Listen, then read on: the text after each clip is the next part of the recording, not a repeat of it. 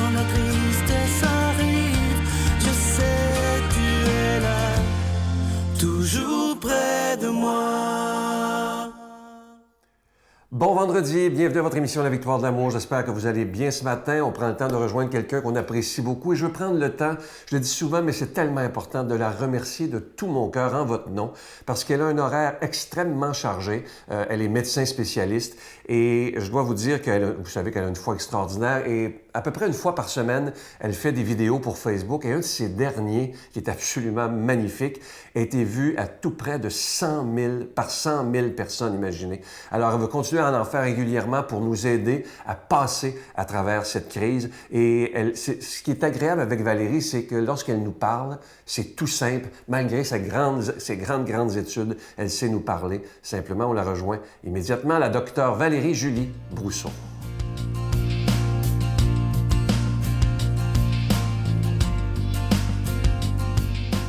Bonjour, ici le Dr Valérie Julie Brousseau avec la chronique Nomade du désert. On continue sur la parole et l'écoute et on essaie de contraster les deux. Et pour vous montrer jusqu'à quel point la question est pertinente, je vous ramène aujourd'hui au 12e siècle avec une chicane entre l'abbaye de Clairvaux puis l'abbaye de Cluny. La grosse chicane qui se pose encore des fois dans l'Église et entre nous, c'est à savoir si c'est mieux de prier la liturgie avec des mots ou de prier librement dans l'oraison, dans le silence du cœur. Et au fil des années, il y a eu je ne sais pas combien de discussions sur ce sujet, à savoir qu'est-ce qui est mieux, suivre qu'est-ce qu'il y a d'écrit dans le livre, réciter mes psaumes, dire les paroles de la messe, ou me taire, écouter, puis faire silence. Les deux sont importants. La réponse, c'est que les deux sont importants. Les deux sont importants. Les deux peuvent arriver à vraiment être utiles à une seule condition. Celle où, autant quand je lis ma liturgie des heures, que je lis un psaume, que je lis ma messe, que je lis mes prières, que je récite mon chapelet, que j'écoute, autant que lorsque je fais silence et je vais m'asseoir pour faire oraison. Il y a peut-être une certaine part de mystère par rapport à la prière d'oraison, la prière silencieuse, qui est souvent pratiquée par des moines, des moniales, notamment les carmélites. Et il y a aussi une part de mystère associée à la liturgie des heures, qui est souvent peu connue des gens et qui est pratiquée particulièrement d'une manière exceptionnelle par les communautés bénédictines. Ce sont deux richesses, deux trésors de l'Église qui, tous les deux, veulent nous aider à mener à Dieu, qui, tous les deux, demandent une disposition profonde. Dans les textes de Vatican II, on identifie la liturgie des heures en particulier et toute liturgie où ce que nous célébrons ensemble ou même seul en communion avec l'Église comme étant fondamentalement la prière du Christ. Lorsque vous vous recueillez chez vous, même seul, pour dire votre office, pour lire votre messe, pour prier votre chapelet, dans la manière dont vous écoutez, dans la manière dont vous êtes conscient, c'est le Christ lui-même qui prie au travers vous pour l'Église. La même chose si vous êtes en silence chez vous, dans votre coin de prière, dans votre auto, sur la route, en train de faire la popote pour vos enfants le soir ou en revenant du travail fatigué, si vous priez tranquillement avec la conscience du cœur et l'écoute du cœur, c'est le Christ lui-même qui prie en vous. C'est l'Esprit présent qui vous invite à grandir, qui vient vous soutenir dans votre quotidien. Dans tout ça, ce que je vous invite à faire, c'est d'essayer d'évaluer comment vous priez, autant lorsque vous êtes en silence que dans la liturgie, et de trouver ce qui vous mène, vous, le plus facilement à l'écoute, ce qui vous dispose à l'écoute. On peut commencer d'un côté et finir de l'autre. Pourquoi pas commencer avec une liturgie, finir à l'oraison, ou débuter avec l'oraison et nous soutenir par la liturgie. Que ce soit l'un ou l'autre, qu'est-ce qui m'aide, moi, dans ma vie de prière? Qu'est-ce qui me soutient et m'aide à écouter? Notre Père qui es aux cieux, que ton nom soit sanctifié, que ton règne vienne, que ta volonté soit faite sur la terre comme au ciel. Donne-nous aujourd'hui notre pain de ce jour. Pardonne-nous nos offenses comme nous pardonnons à ceux qui nous ont offensés. Ne nous laisse pas entrer en tentation, mais délivre-nous du mal, car c'est à toi qu'appartient t'appartient le règne, la puissance et la gloire pour les siècles des siècles. Amen. Je continuerai à croire, même si tout le monde perd espoir. Je continuerai à aimer, même si les autres parlent de haine. Je continuerai à construire, même si les autres détruisent. Je continuerai à parler de paix, même au milieu d'une guerre. Je dessinerai des sourires sur des visages en larmes et je tendrai les bras à ceux qui se sentent épuisés. Oui, je continuerai à croire. Comme on dit souvent, le mois de mai, c'est le mois le plus beau, le mois de Marie. Et ce mois-ci, le cadeau du mois, il est absolument extraordinaire. Il s'agit d'un chapelet en cristal qui s'appelle le chapelet de Marie protectrice. Il est déjà béni. Regardez-le à l'écran. Il est d'une beauté et d'une très, très grande qualité. Et comme toujours, évidemment, c'est avec un don de 25 $. Et si vous en voulez deux, parce que ça se donne bien en cadeau, avec un don de 40 $. Alors, je vous rappelle qu'il est en cristal ambré.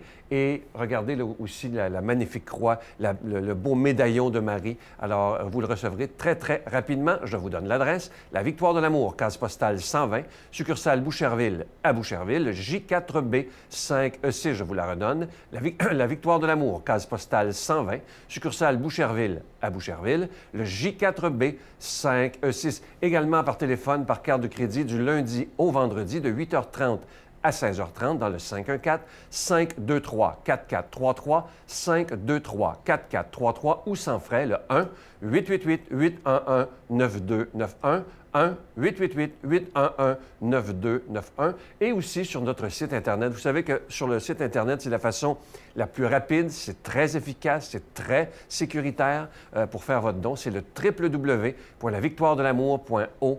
Alors, je vous rappelle, le cadeau du mois, il s'agit du chapelet en cristal de Marie protectrice. Ce chapelet, il est déjà béni. Et moi, je veux prendre le temps de vous dire merci de tout cœur de ce que vous faites pour la victoire de l'amour dans ces moments très difficiles que nous vivons dans l'humanité. Mais je suis sûr que tous ensemble, nous allons nous en sortir grandis et demandons à la Vierge Marie, justement, de nous protéger contre tout mal.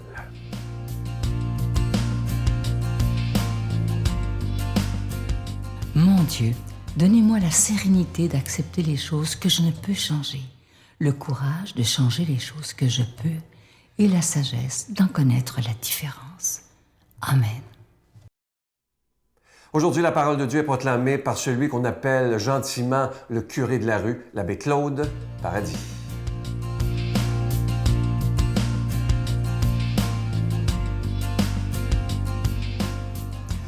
Bon matin à vous tous. Le Seigneur soit avec vous. Ce matin, l'Évangile est selon Saint Jean. Et Jésus nous dit qu'il est le chemin qui conduit au Père.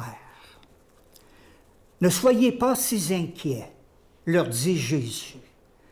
Croyez en Dieu et croyez aussi en moi. Il y a beaucoup d'endroits où demeurer dans la maison de mon Père, et je vais vous préparer une place. Je ne vous l'aurais pas dit si ce n'était pas vrai. Et après être allé vous préparer une place, je reviendrai et vous prendrai auprès de moi, afin que vous soyez vous aussi là où je suis. Vous connaissez le chemin qui conduit où je vais. Thomas lui dit, « Seigneur, nous ne savons pas où tu vas. Comment pourrions-nous en connaître le chemin? » Jésus lui répondit, « Je suis le chemin, je suis la vérité et je suis la vie. » Une belle page d'Évangile, celle de ce matin. On pourrait dire que Jésus, vous savez, l'expression qui dit, c'est bien le Fils de son Père.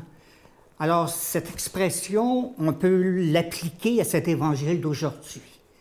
Jésus qui est le chemin, qui est la vérité et qui est la vie. À nous de le suivre. Et il nous a déjà préparé une place. Il nous a préparé une demeure.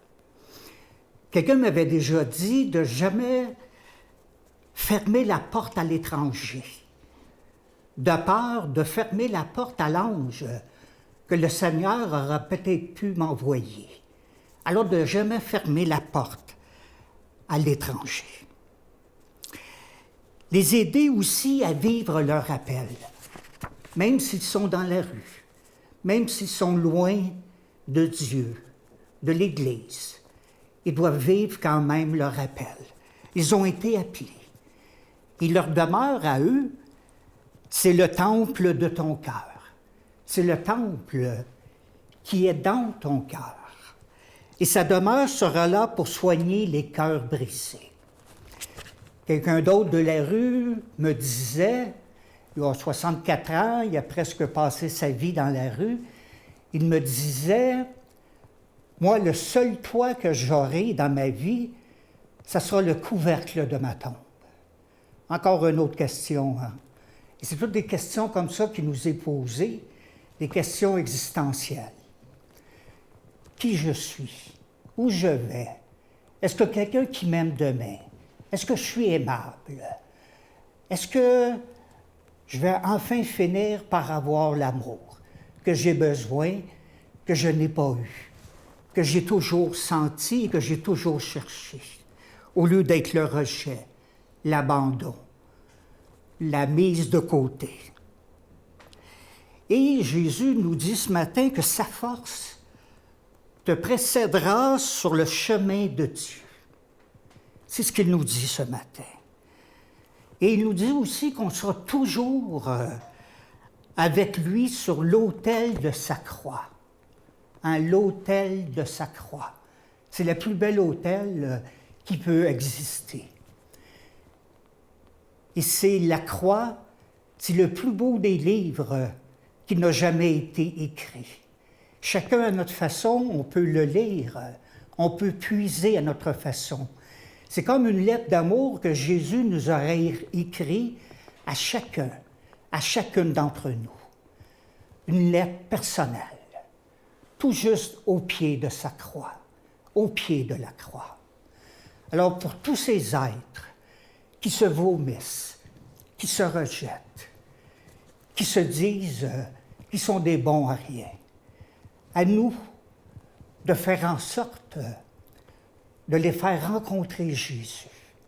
Pas seulement que l'Église baptiste, là, je ne vous parle pas de l'Église baptiste, je vous parle de Jésus le Christ, le Seigneur. C'est lui qui guérit, c'est lui qui soigne, c'est lui qui vient guérir les cœurs blessés, des cœurs meurtris. Et c'est son évangile aujourd'hui. Je suis le chemin, je suis la vérité et je suis la vie. Il y a beaucoup d'endroits où demeurer et je vous y attends, tout près de moi. Et en cette fin d'homélie, je prends le temps de vous bénir chacun et chacune d'entre vous par celui qui est Père, Fils et Esprit Saint. Amen. Je vous salue Marie, pleine de grâce. Le Seigneur est avec vous. Vous êtes bénie entre toutes les femmes, et Jésus, le fruit de vos entrailles, est béni. Sainte Marie, Mère de Dieu, priez pour nous pauvres pécheurs, maintenant et à l'heure de notre mort. Amen.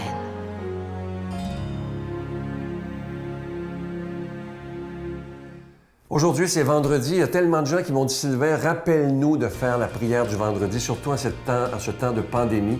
Alors, cet après-midi, à 15h, un beau Notre Père dit avec notre cœur, un beau Je vous salue Marie et un gloire soit au Père pour tous ceux qui souffrent présentement de cette pandémie. À demain. Je trouve qu'on vit dans une société où c'est chacun pour soi, puis on n'a plus cet esprit-là. Mais moi, je l'ai toujours eu et j'ai voulu le transmettre à mes enfants. Puis je me rends compte à quel point, surtout là, comment c'est ce qu'il y a de plus important. C'est pas le faire qui est important, mais l'être.